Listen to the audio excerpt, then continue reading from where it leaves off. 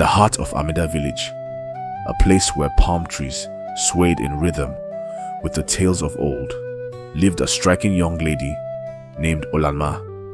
She was known across many villages, not just for her beauty, but for the height of her pride.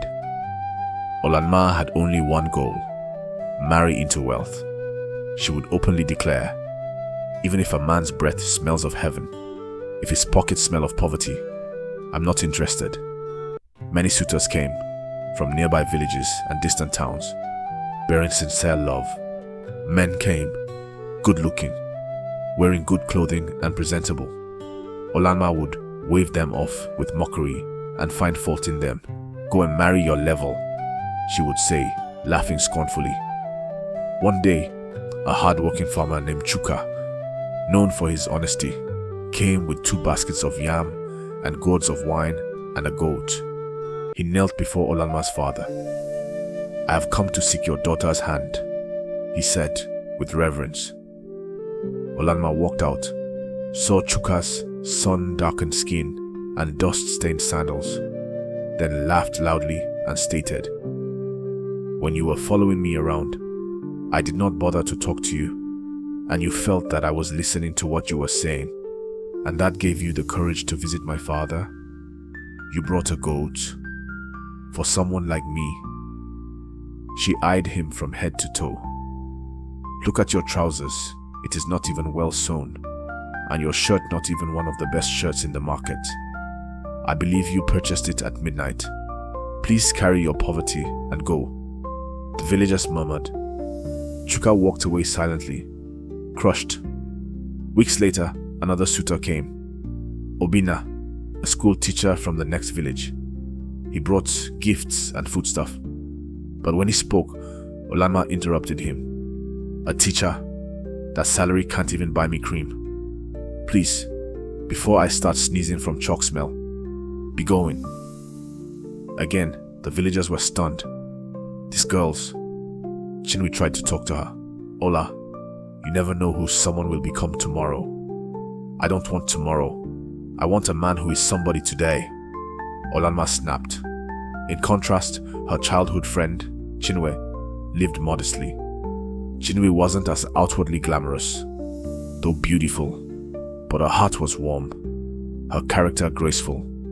She believed love was sacred, not for sale. One hot market day, as the sun beat fiercely on red soil, a man with dust-covered feet and a tattered shirt walked into Amede. His name was Obiajulu. No one knew him, but his kind eyes and gentle voice caught attention, except Olanma's. He walked slowly through the village square until he saw a food seller. He sat under a tree, hoping someone would notice him. His throat was dry from the long walk. Olanma approached the stall to buy fried plantains when Obiajulu gathered courage to speak. Please, can I have some water? I've walked since morning. She turned, squinted at him, then laughed bitterly. Water? With your dirty lips. If you touch my cup, I'll throw it away. What if you have disease? Please don't come close to me. The seller said nothing. Olanma threw her head back and strutted off. Later that evening, as the sun painted the sky gold, Chinwe passed by the same tree and saw Obiajulu sitting, still thirsty and tired. Without hesitation, she fetched clean water in a calabash, handed it to him, and offered him boiled maize she carried in a basket. You are kind, he said quietly. Chinwe smiled. My mother says we should be kind to people. The next day, Obiajulu visited the village again. This time, he brought a small, wrapped gift for Chinwe. The package contains fresh nuts and a small keg of palm oil from his journey. Chinwe was elated and thanked him profusely. While walking through the market square, Olanma saw him again and screamed, You again? Are you following me? If you bring your ragged spirit near me again, I will shout. Obiajulu bowed slightly. I only came to thank the lady who helped me. Then go and face her and leave me out of your miserable story." He nodded slowly and walked away. Later that night, Obiajulu returned and made a request. "Is there a place I can sleep for the night? I am new here." Chinwe offered him a mat and a father's veranda to pass the night.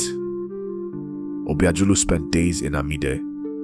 During those days, he helped old women carry baskets, joined the village boys in clearing bushes, and even patched a leaking roof in Chinwe's compound. People assumed he was just a wandering laborer, and many ignored him, including Olama, who saw him one day sweeping leaves in front of the market. She hissed and muttered, "If I ever marry such a wretched man, may thunder strike me." But Obiajulu heard every word and accepted his fate.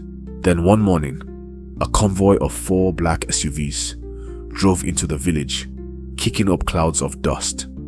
Men in sharp suits stepped out, whispering into earpieces. The whole village froze.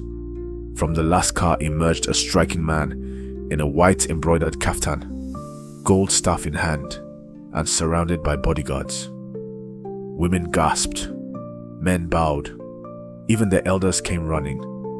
It was Prince Obiajulu, son of one of the wealthiest kings in the southern lands, a billionaire heir with estates, oil fields, and influence beyond the region. Villagers gathered. Olama adjusted her gown.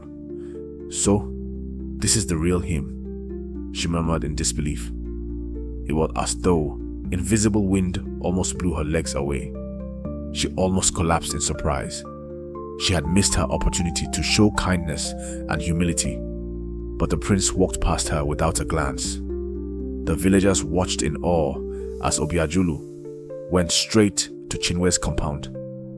There, in front of her shocked father and mother, he knelt down and said, "This is the woman whose heart saw value before wealth. I came to this village in disguise, and only she gave me water when I was thirsty. Only she showed me kindness when I had nothing. I have come to make her my wife." Within weeks, wedding preparations began. The village had never seen such glory.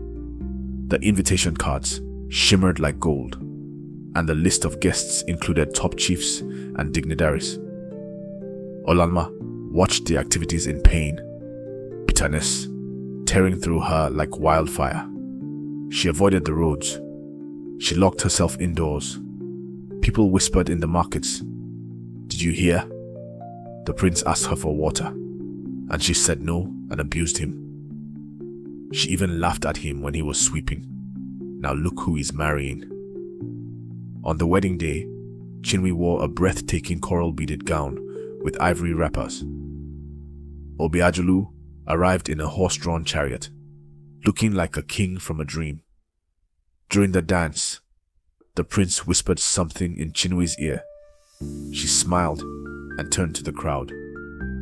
There is a time to build beauty outside, and a time to plant beauty inside the heart. What we give when we think no one is watching is what comes back to us when everyone is watching.